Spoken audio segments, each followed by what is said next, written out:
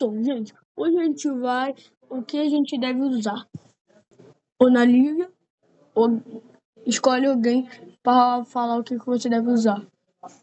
Professor, eu vou escolher meu pior amigo, que sempre me xinga. Você, Gustavo. Toma, Fati. Tem isso, tem isso, tem isso.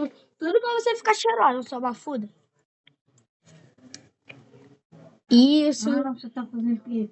Pro seu cabelo duro. E pra você também, ó. Tá não, então.